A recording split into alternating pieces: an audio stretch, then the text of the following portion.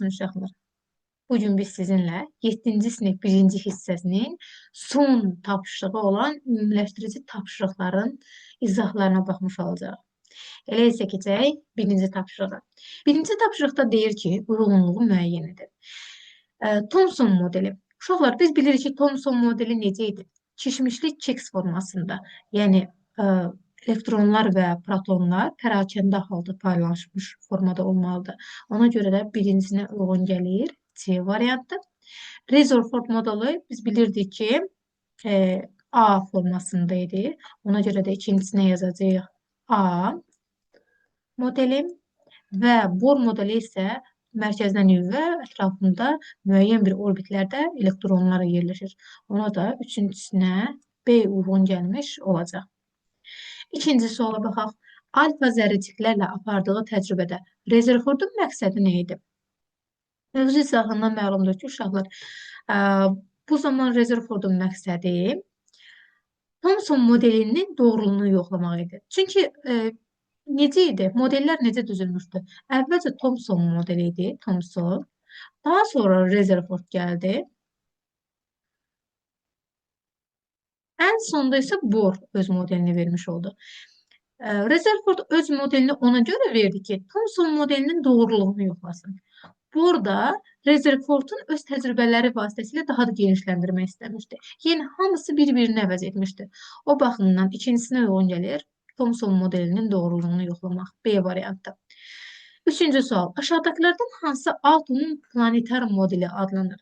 Biz artıq bunu bilirik. Rutherford atomun planetar modeli idi. Çünki mərkəzdə yerləşir nüvə, ətrafında isə elektronlar.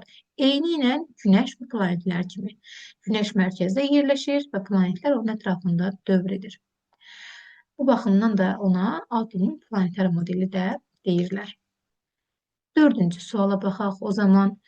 Dördüncü sualda deyir ki, aşağıdakilərdən hansı Niels Bohr'un atom modelinə aiddir? Uşaqlar, biz bilirik ki, Niels Bohr'un atom modelinə uyğun gələn elektronlar nüvə ətrafında müəyyən radiuslu orbitlər üzrə hərəkət edir. Niyə görə? Çünki Niels Bohr Rutherfordun nəzəriyyəsini biraz daha da genişləndirmişdi və demişdi ki, elektronlar pərakəndə deyil, müəyyən bir orbitlər üzərində hərəkət edir. Yəni, mərkəzdən müsbət yüklü nüvə və ətrafında orbitlər müəyyən bir elektronlar müəyyən bir orbitlər üzərində hərəkət edirlər. Burada uyğun gəlir D variantı. Beşinci sual. Rutherford təcrübəsindən hansı nəticələr alındı?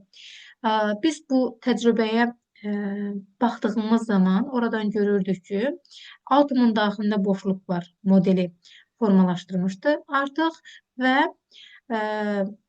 atomun kütləsinin böyük hissəsi onun mərkəzində toplaşıb. Bax, bu hər iki nəticə onun təcrübəsindən alınmışdı. Altıncı sual. Uyğunluğu müəyyən edin. Deməli, uşaqlar, neytral, müsbət yüklü və mənfi yüklü. Atom, indi aşağıdakılarına hər bir variantı uyğunlaşdıracağıq. Atom, uşaqlar, biz bilirik ki, normal halda neytral haldadır. Ona görə 1-ə uyğun gəldi A. Bu da buradan yazaq. 1-ə uyğun gəldi A. İkincisi, elektron. Elektron biz bilirik ki, necə yüklüdür? Mənfi yüklüdür. İkinciyə uyğun gəldi C variantı. Proton. Proton necə yüklüdür və uşaqlar? Əlbəttə ki, müsbət yüklüdür. B variantı. Neytron isə normal halda neytral vəziyyətdədir və A variantı uyğun gəlir. Və beşincisinə baxaq, nüvə.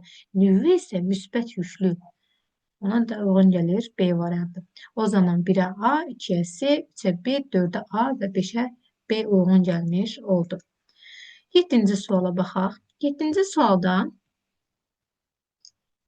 aşağıdakilərdən hansılar nüvvəni təşkil edir? Uşaqlar, biz artıq bilirik ki, nüvvəni təşkil edən nədir? Bəli, protondur, müsbət yüklü.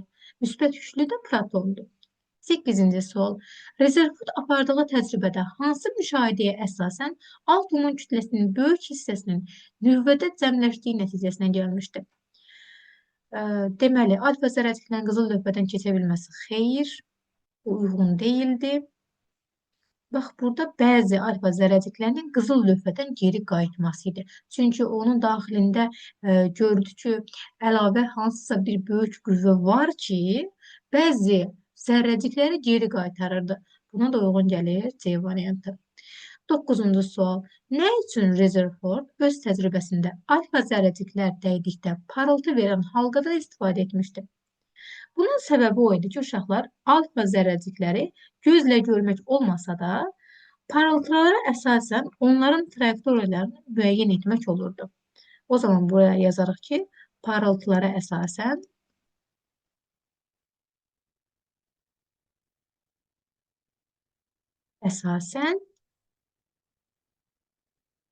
onların trayektoriyalarını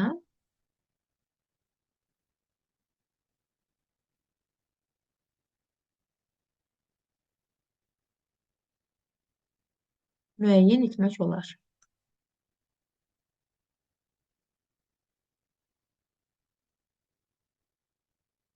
Bax, uyğun gəldi 9-cu suala.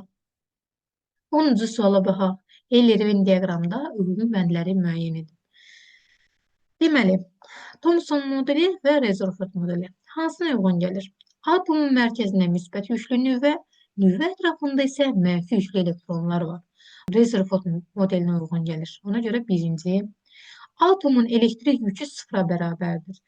Bu hər ikisinə uyğun gəlir. Elektronlar nüvə ətrafında ixtiyari orbitlər üzrə hərəkət edir. İxtiyari orbit üzrə deyirsə, bu Thomson modelidir. Hələ də təkmilləşməmişdir. Sonra 4-cü sual, maddə atomlardan təşkil olunub. Hər iki model bunu deyirdi. Və 5-ci sual, elektronlar və müsbət yüklü maddə daxilində bərabər paylaşıb. Bəli, 5-incisi də hər birinə uyğun gəlir. İndi 11-ci suala baxaq uşaqlar. 11-ci sualda bizdən soruşur ki, şəkildəki bakteriyanı təqribən silindr formasında təsəvvür etmək olar. Silindrin hündürlüyü 2 mikrometr, oturacağının diametri isə 0,5 mikrometr olduğunu fərz edin. Və aşağıdakılarını həll etmək lazımdır. Özümüz üçün ağ səhvə açaq ki, əvvəlcə verilənləri yazaq uşaqlar. Burada deyir ki, bu silindrin hündürlüyü 2 mikrometrdir. H bərabərdir 2 mikrometr yazaraq. İndi biraz sonra uzunluq verəcək. İstəyirsiniz bunu H-la yox, L-lə işarə edək. Əslində heç bir fərq yoxdur, amma olsun. L bərabərdir 2 mikrometr. Bu da bərabərdir 2 vurulsun 10 üstü mənfi 6 metr. Daha sonra oturacağının diametri isə 0,5. D bərabərdir 0,5 mikrometr. Bu da bərabərdir. Yazarıq ki, 0,5 vurulsun 10 üstü mənfi 6 metr. Sonra, indi karandaş üçün, bunlar bakteriya içindir, ayaqlarına B yazıram. İndi karandaş üçün, qrafitin uzunluğu. L karandaş üçün bərabərdir 15 santimetrdir. Bunu da qeyd etsəm, 15 vurulsun 10 üstü mənfi 2 metr yazaram. Diametri isə D karandaşın 2 millimetrdir. Bunu da çevirəndə 2 vurulsun 10 üstü mənfi 3 metr olduğunu yazaram. Baxın uşaqlar, indi deyir ki, onun diametrinin bakteriyanın diametrindən, yəni bu karandaşının diametri bakteriyanın diametrindən nə qədər çoxdur, neçə dəfə çoxdur. Ona görə mən məcburam ki, karandaşın diametrini bölüm bakteriyanın diametrinə. Odur ki, yazaram ki, n bərabərdir, yəni neçə dəfə çox olduğunu göstərmək üçün. 2 vurulsun 10 üstü mənfi 3 bölünsün. Bax, indi bakteriyanın diametri 0,5 vurulsun 10 üstü mənfi 6. İndi mən bu ixtisarımı aparsam, yazaram burada 10 üstü mənfi 3 10 üstü mənfi 6 gedir. Yuxarıya çıxanda müsbətləşir. 4 vurulsun 10 üstü 3. Yəni 4000. Yəni 4000 dəfə diametrləri fərqləndir. İndi uzunluqlarını müqayisə edirik. LK, yəni karandaşın uzunluğu bölünsün L bakteriya. Bərabərdir. LK nə qədər idi? 15 vurulsun 10 üstü mənfi 2 bölünsün. L bakteriyada 2 vurulsun 10 üstü mənfi 6'dır. Bu da deyir 75 vurulsun. Yuxarı çıxanda 10 üstü 4'dür də. 75 vurulsun 10 üstü 4. 75 yox. 7,5. 15'i 2'ye bölündü 7,5 daxil. 7,5 vurulsun 10 üstü 4 dəfə. Bunu da istəsək çevirərik. Çevirərik. O zaman olar ki 75.000 dəfə böyük olmuş olar. Deməli, uşaqlar, bu şəkildə biz 11-ci sualı izah etmiş olduq. Daha sonra keçək indi 12-ci suala. 12-ci sualda soruşur ki,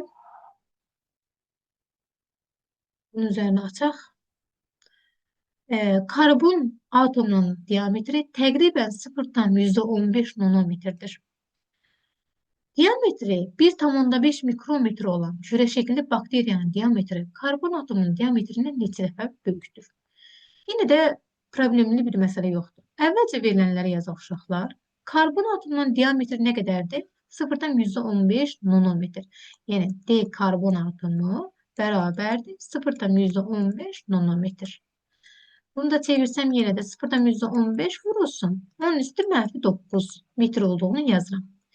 İndi bakteriyanın diametri isə, bakteriyanın diametri isə 1,5 mikrometrdir uşaqlar. Ona görə yazıram ki 1,5 vurulsun 10 üstü -6 metr. İndi neçə dəfə böyük olduğunu dediklə görə n bərabərdir. Böyük olanı kiçik olana bölərəm də. 1,5 vurulsun 10 üstü -6-nı bölərəm. 0,15 vurulsun 10 üstü -9-a. Bu da bərabər olacaq uşaqlar. Bunlar ixtisar gedir burada. 10 üstü 3 yuxarı qalxacaq. Bax, belə yazaram istəsəz. 1,5 vurulsun 10 üstü 3 yuxarı qalxdı. Müsbətləşdi. Aşağıda da 0,15 qaldı öz yerində. Bunu azad eləsəm əgər vergüldən olar 1500 bölünsün 0,15. İndi bunu da ixtisar etsəm 110.000 şəklində almış olaram. Deməli, neçə dəfə böyük imiş? 10.000 dəfə böyük imiş uşaqlar. Və 13-cü, sonuncu suala baxaq. 13-cü sualda bizdən soruşur ki, uşaqlar, deməli, 200 səhifəlik kitabın vərəqinin qalınlığı 1,5 santimetrdir. Kitabın bir vərəqin qalınlığını hesablayın. Baxın uşaqlar, ümumi qalınlığımız, burada göstərim, ümumi bu kitabın qalınlığı 1,5 santimetrdir. Və kitab 200 səhvədən ibarət edir. Və bir kitabın səhvəsinin qalınlığını hesablamaq üçün necə hesablayarıq? Əlbəttə ki, bu ümumi qalınlığı bölərəm vərəqlərin sayına. Vərəqlərin sayına böldüyüm zaman bir vərəqin qalınlığı nə qədər olduğunu tapmış olaram. O zaman yazarıq ki, A variantı. Deməli, kitabın bir vərəqin qalınlığını soruşur. Yəni, H hündürlük kimi yazmış olaram. Ümumi qalınlığımız 1,5 santimetr idi. 1,5 vurulsun 10 üstü -2. Niyə -2? Çünki santimetrdə metrə çevirirəm uşaqlar. Bölürəm 200-ə. Yəni, səhvələrimizin sayı 200 qədər idi. Və 1,5 vurulsun 10 üstü -2-ni 200-ə böldüyüm zaman hansı cavab alaram uşaqlar? Əlbəttə ki, 1,5-i 2-yə böldüyüm zaman edir 0,75 vurulsun. Buradakı müsbət 2-lər də yuxarı çıxanda mənfiləşir. -4. O zaman alaram ki, bir vərəqimizin qalınlığı 0,75 vurulsun 10 üstü -4 metr qədər imiş. İkinci sualda deyir ki, vərəqin qalınlığını xəttkeşlə ölçmək mümkün olarmı? Cavabınızı əsaslandırın. Ay uşaqlar, sizcə ölçmək olar? Yəni, kitabın bir vərəqin qalınlığını xəttkeşlə ölçə bilərik. Amma bizim normal evdə istifadə etdiyimiz xəttkeşlə. Xeyr, əlbəttə ki, olmaz. Niyə görə? Çünki 0,75 vurulsun 10 üstü -4 metr kifayət qədər kiçik ədəddir. Sən bu kiçik ədədi axı xəttkeşlə necə dəqiqliyi ilə ölçə bilərsən? Mümkün deyil. Ona görə ən rahat yolu kitabın ümumi qalınlığını səhvələrin sayına bölürsən, bu şəkildə bir vərəqin qalınlığını hesablamış olursan. Deməli, A variantını qeyd etdik və B variantına da ölçmək olmaz yazırıq. Ölçmək olmaz. Və C variantını edək. C variantına deyir ki, neçə karbon atomunu üst-üstə qoyduqda onların hündürlüyü bir kitab vərəqinin qalınlığına bərabər olar. Və aşağıda verib ki, karbon atomunun diametri, D karbon atomunun diametri 0,15 nanometrdir. Yenə də avtomatik çeviririk ki, 0,15 vurulsun 10 üstü -9 metr. Baxın uşaqlar, mən nə qədər karbon atomunu üst-üstə qoyaram ki, Bir vərəqin qalınlığı, yəni bax bu qalınlığa bərabər e, hündürlük alınmış olsun. Ona görə nə edərəm? Kitabın bir vərəqinin qalınlığını, yəni 0,175 vurulsun 10 üstü mənfi 4-ü bölərəm bir karbonun ölçüsünün, yəni diametrinə. Yəni 0,15 vurulsun 10 üstü mənfi 9 bərabərdir. Bunlar ixtisar gedəndə qalır burada 5 vurulsun. Mənfi 9 ilə də mənfi 4 yuxarı çıxanda müsbətləşir. Müsbət 5 qalır yuxarıda. Demək ki, edir 500 min. Yəni 500 min. İndi təsəvvür edin uşaqlar, 500 min karbon atomunu üst-üstə qoymaq lazımdır ki, bir kitab vərəqinin, yəni bir səhifənin qalınlığı qədər olmuş olsun. Təsəvvür edin ki, indi karbon atomu nə qədər kiçikdir.